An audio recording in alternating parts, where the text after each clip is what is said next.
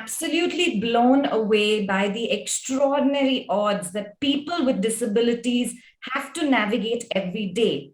And like all of you have said, I think it's my dream to take disability out of isolation. And it's really sad that we actually have a thing as mainstream media, or mainstream film, because disability is a part of our lives and it needs to be integrated into every conversation. And it needs to be part of every living room discussion, every dinner table conversation. And like Shraddha said, when we grew up and went to school, even though I'm from a public school, I hardly ever met people with disability. It is invisible.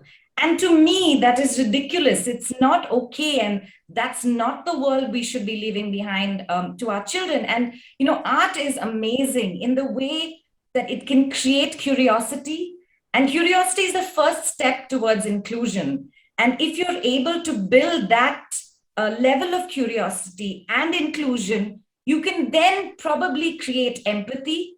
And it is that empathy that becomes the face of empowerment. And most of my films, yes, won many awards, but never made it to mainstream, anything mainstream until last year. In fact, our film Indelible, which followed the lives of 7 people with Down syndrome, it's India's first film on Down syndrome. It was screened at the World Down Syndrome Congress in Africa, and India won the pitch to host it, and it received a lot of acclaim, and it's been used in organizations. But other than a Maori channel in New Zealand, the film unfortunately was never received anywhere in Asia or screened. And finally, our film Rooting for Roona, I have followed the story of this little girl born with a severe birth defect and disability in the northeast of India. And I followed her story for 7 years.